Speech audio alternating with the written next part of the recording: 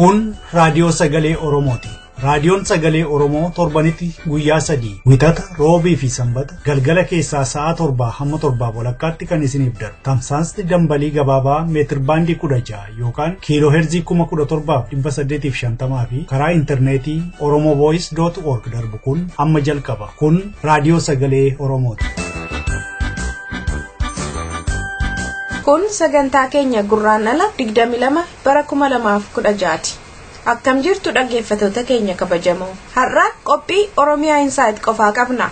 Oromia Insight immoo gaaffii fi deebii Dr Taarraqanyi Cimdii wajjiniin taasifame kutaa xumuraa isniif dhiyeessa. Sababa hanqina yerootiin qophii fayyaa hawaasaa hin qabnu nuuf galchaa. An kanan isin keessummeessu Ayaantuu Dameetii amma gara oduuttan isin dabarsa. Akkam oltan oduu saati kanaaf kan nusin dhageessisa Dhaabasaa Waaqjiraati. Guutummaa Oromiyaa keessatti diddaan fincilli uummataa gaggeeffamaa jira. Mootummaan Itoophiyaa immoo waraana isaa agaazii fi waraana biyyaalessaa Oromoo irratti bobbaasee ajjeesaa jira. Agasaati istuudiyoo seenneetti namoonni 15 guyyaa har'a waraana agaazii fi waraana Itoophiyaatiin ajjeefamaniiru. Maqaa namoota kanaa guutummaatti argachuu baannus namooti ajjeefaman ijoollee waggaa 10 aga maanguddoo waggaa 60 akka ta'u adda baafanneerra. Haala kanaan Oromiyaa baarraa Machaaraarraa Oromoonni 10 Calanqoorraa namni tokko Oromiyaa gara lixaati immoo Beegirraa mucaan tokko Wallaggaa ba'aa Saasiggaarraa barattooti 3 Baddannoorraa namni tokko akka ta'e adda baafanneerra. Kanneen humnoota waraanaaf agaaziin ajjeefaman keessaa kanneen maqaan isaanii beekames Roobaa Maammoo Calanqoo Meettaa, Hasan Abdallaa dargaggeessa waggaa 15 Machaaraa, Amanuu Tarrafaa Saasiggaa Wallaggaa ba'aa, Galataa Nagaroo Saasiggaa Wallaggaa ba'aa, Bilisummaa Abdiisaa Saasiggaa Wallaggaa ba'aa, Asad Abraahim Abdallaa mucaa waggaa 12 kan Baddannoo Arargee ba'aarraa ajjeefamee fi mucaa durbaa xiqqoo Arganne kan Beegi Wallaggaa lixaarraa ajjeefamte ta'uun beekameera. Amma saatiin dubbisaa jiru kanattis namoonni madaa'an hedduun gara mana yaalaatti geeffamaa akka jiran beekameera. Qeellamirraa barataan tokko, Naqamteerraa barattoonni 4 akkasumas Arsii Nageelleerraa barataan tokko, Machaaraarraa barattoonni 6 Baddannoorraa barataan 2 Awwadaayirraa barataan 3 Baabbichaa Oromiyaa giddugalaarraa immoo namoonni 5 madaa'aniiru. Namoonni Baabbicharraa madaa'an kunneenis Taaddasaa Shegguxii Giddumaa Acaaluu kan bara 1997 irraa kaase dorgomaa ONC kan ture, Gonfaa Baqqaanaa Magguddoo waggaa 70, Geexee Shugguxii Futtaasaa Dagsiisaa barsiisaa kan ta'e ta'uun beekameera. Mootummaan Abbaa Irree Wayyaanee humna qabu maratti fayyadamuudhaan barattoota Oromoo gaaffii mirgaa gaafatan ija qabatee rasaasatti dhukaasuudhaan ajjeesuutti jira.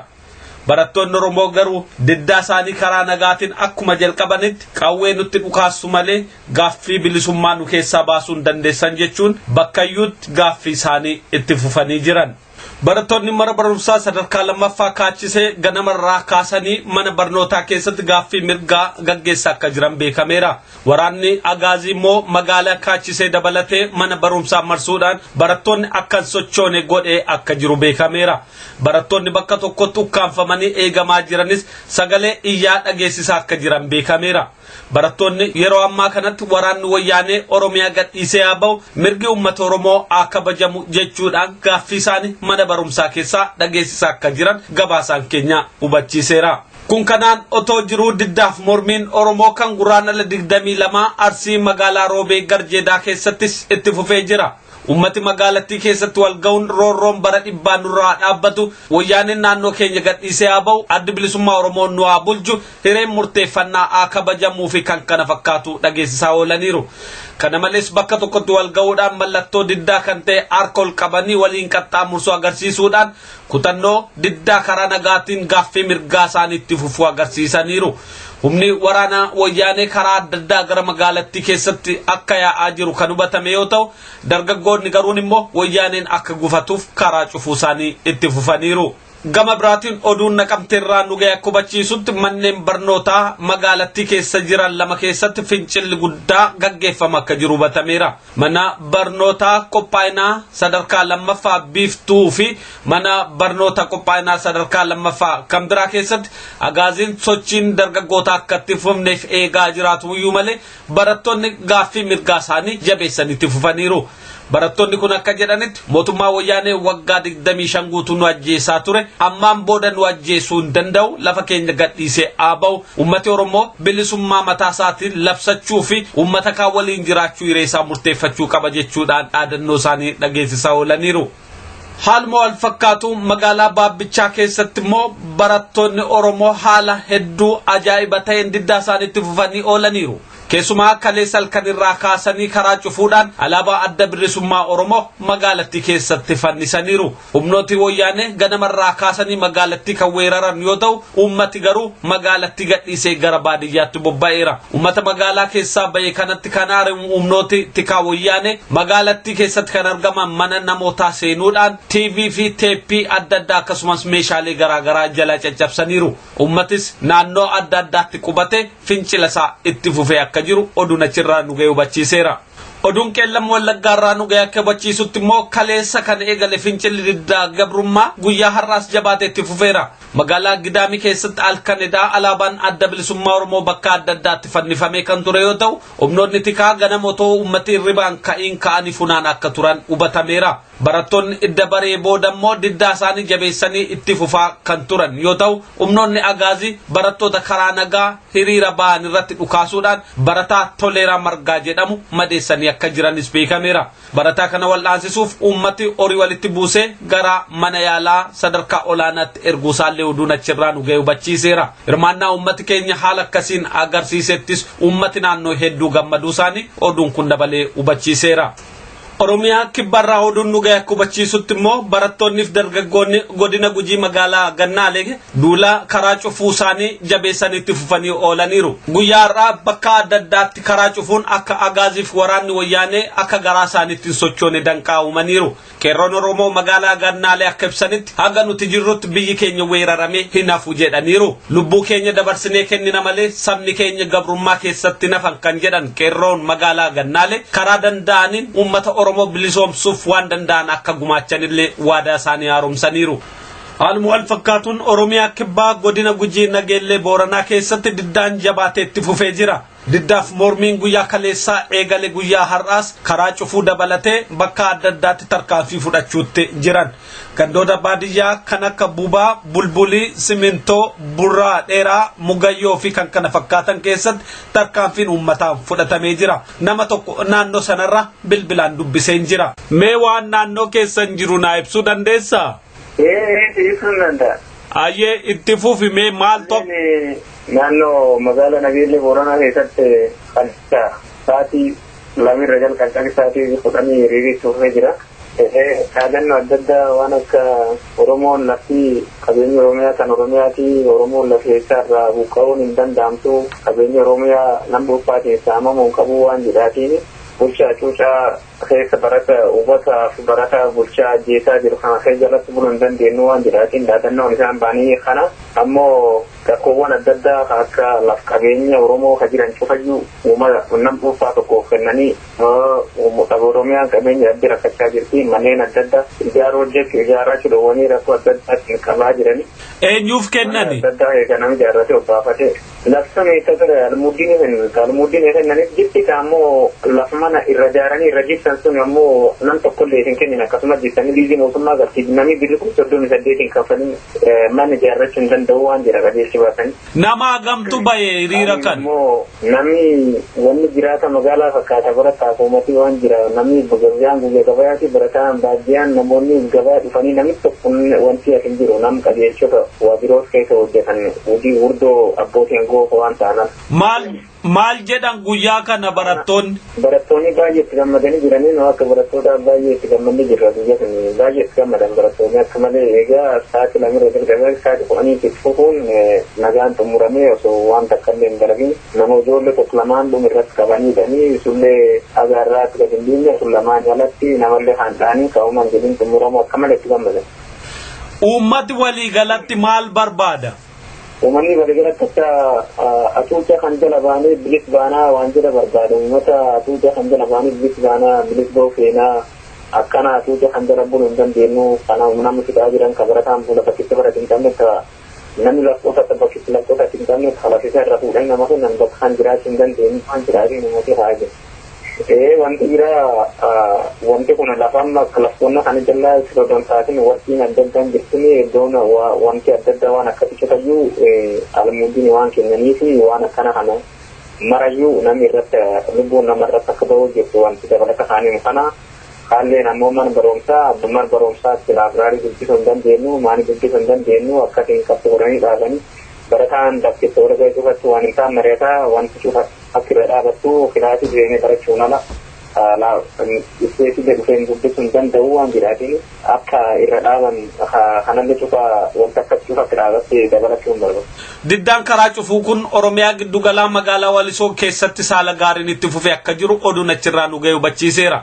Duulaa karaa cufuu kanaan Shawaa Kibba Lixaa magaalaa Walisoo keessatti karaan bakka adda addaatti cufamee humnooti agaazii gara Jimmaatti darbaniif gara Amboo deeman akka danqaman godhameera.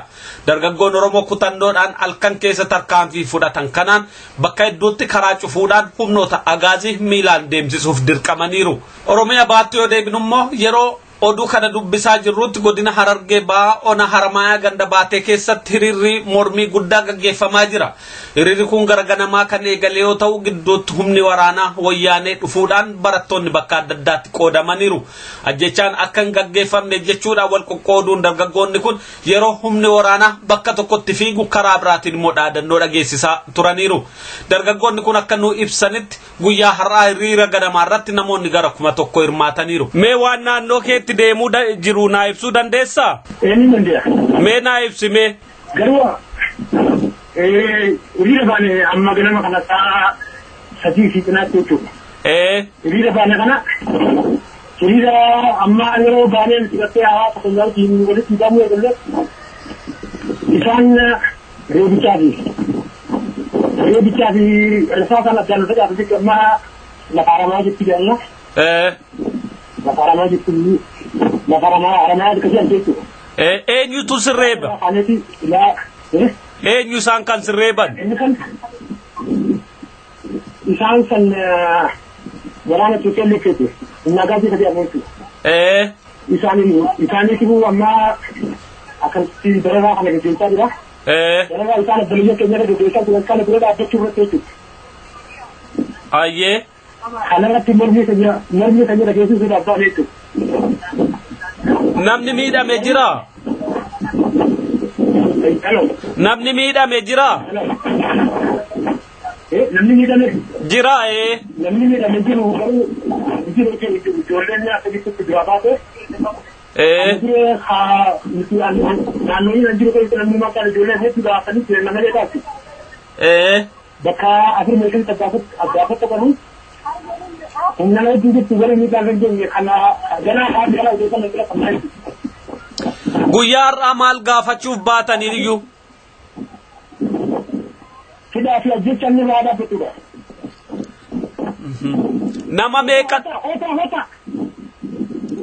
Nama meeqa taatu kan hiriira baatan?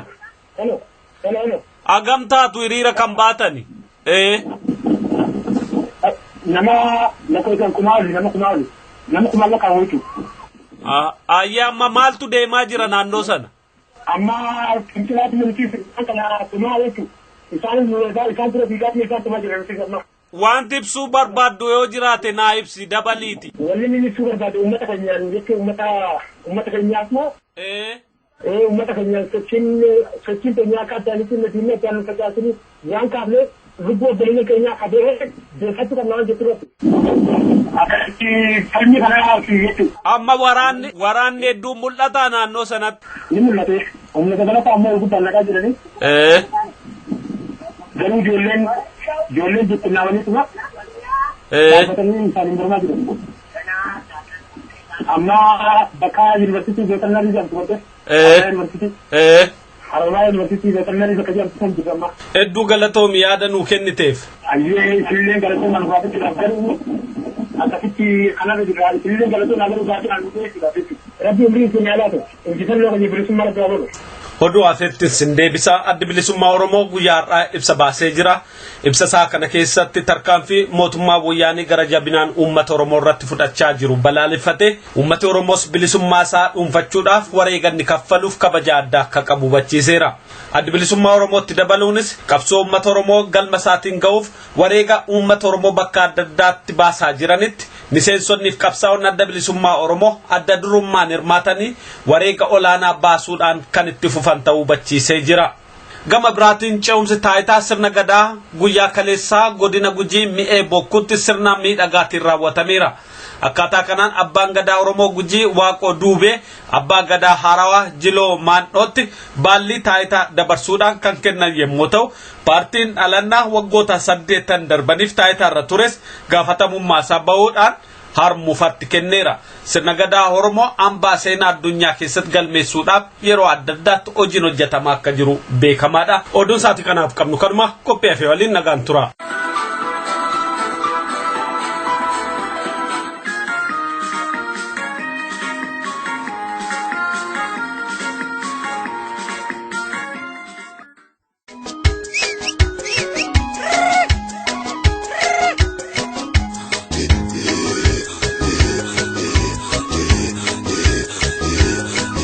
This is Oromo Voice Radio English program. Oromo Voice Radio is broadcasting to Oromia at 16-meter band or 17,850 kilohertz or on oromovoice.org website. OVR broadcasts Oromia Insight program every Monday for 15 minutes at 7:15 p.m. Oromia local time. Welcome to Oromia Insight program.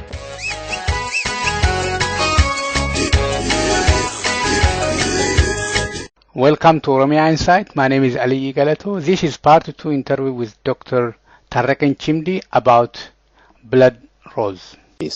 Actually, land grabbing is a neo-colonialism in its sense, and most of the people in the Food and Agriculture Organization, once Jacques Stuyve mentioned that land grabbing is a neo-colonialism in its making.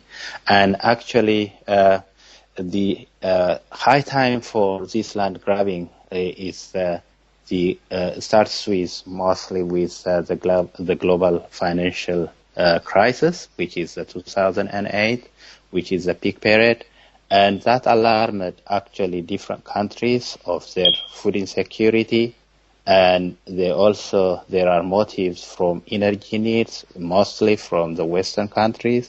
Food insecurity in Gulf states, India and China are actually the basic motives which shaped actually the land grabbing. For example, if we take the land grabbing, the main drivers are actually for the governments which are giving land. The main motive is direct investment, financial FDI earnings, and the other thing is actually the agribusiness or large-scale agriculture, still which is tied up with food security, which they call it, but in true sense it is not. And actually, these are the main drivers, so to say. For example, food security, why the Gulf states actually wanted to get land abroad. If we see the 5 years before the global financial crisis, the food imports of the Gulf states increased from 8 billion to 20 billion.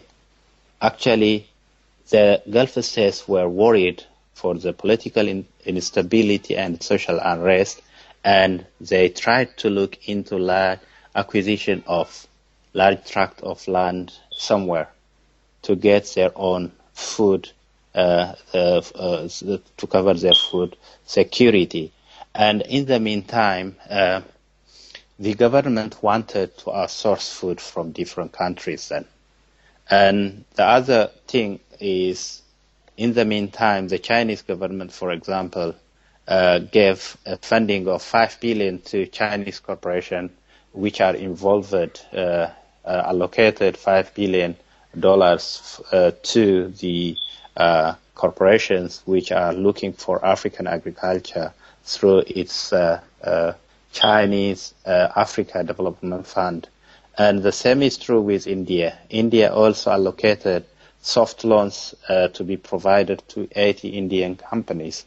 And this is where it starts from the point of view of Middle East and Asian countries.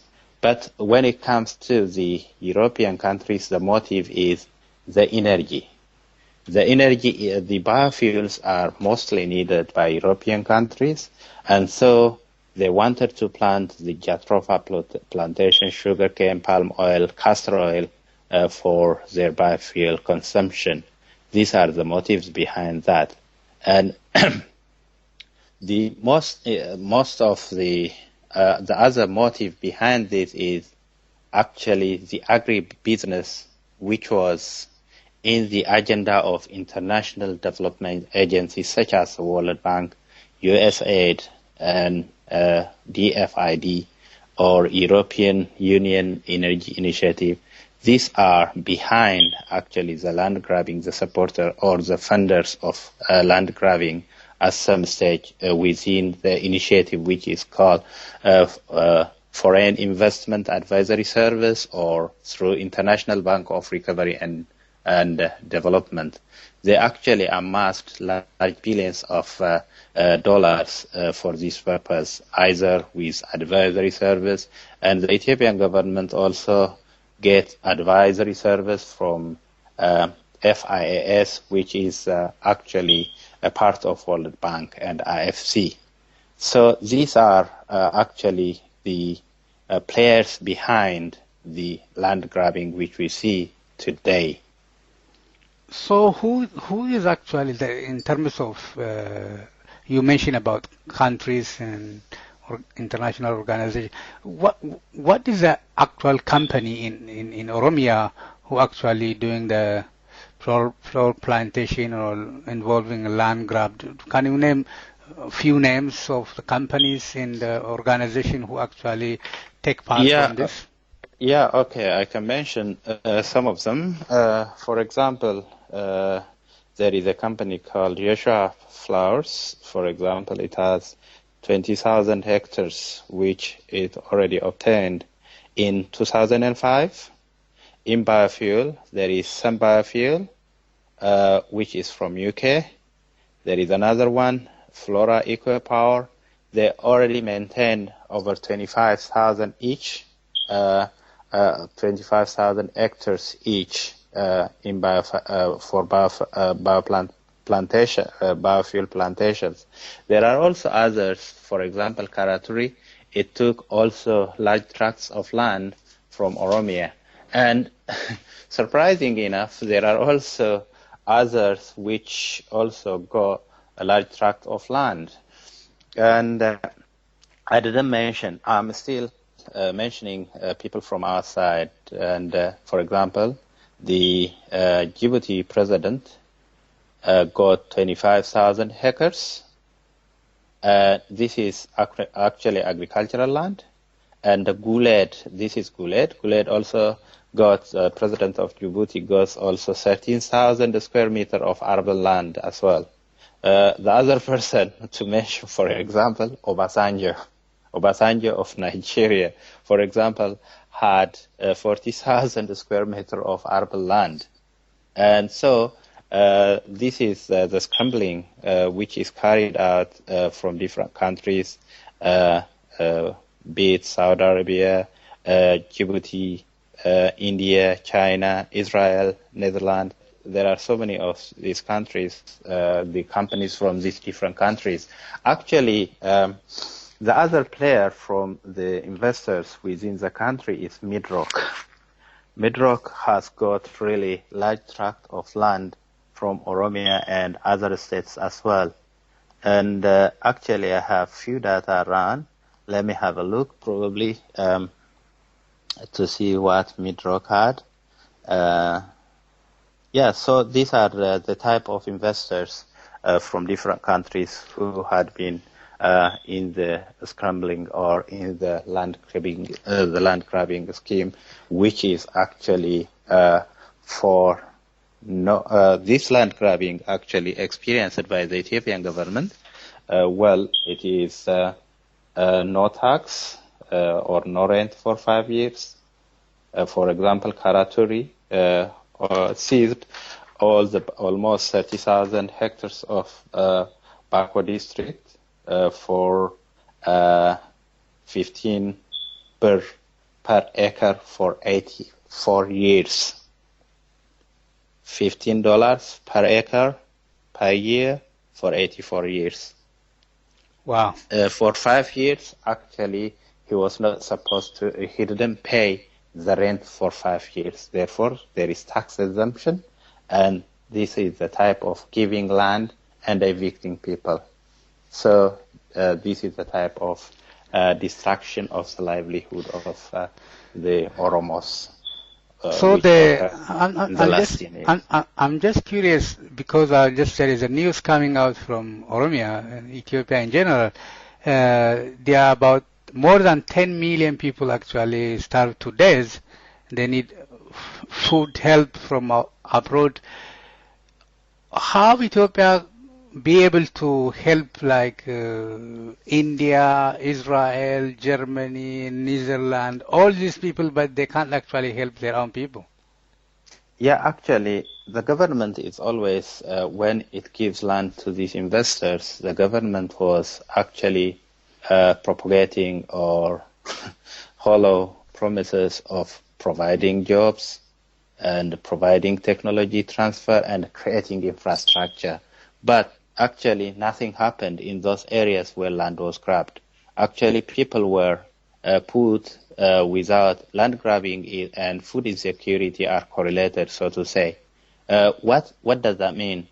There is no space for farming or grazing, and when the food is exported, for most of these, some of these investors are actually exporting their food products to their host countries. And the land was taken away, food is exported from large agricultural acquisitions. So actually there is no farming space, there is no grazing space. Actually the livelihood of people is already devastated. The government is actually doing nothing for the population which was evicted. They are left with no support and there is none for them. Actually, if there is no, actually as it propagates, there is no technology transfer, there is no job which is offered to these small farmers, subsistence farmers. That had never been done.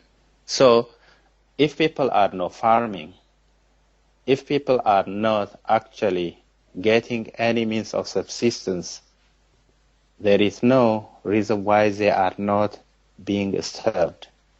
It is irony, actually, to see the self-sufficient Oromia areas or Oromian regions, Oromia regional state. When it's really sad to see the self-sufficient Oromia state to be in such a condition of being people starved. It is really sad to hear and sad to see, but it is the doing of the government policies, and the eviction is which taking place is the precursor for that. Thank you very much, Dr. Taarraqanyi Cimdii. Dr. Taarraqanyi Cimdii is from Deakin University, is Oromo activist, and today we discuss about all things, especially about land grab and who's actually involved. I hope we'll come back to this topic again and see where things actually heading. And thank you very much for your time. Thank you very much, Ali.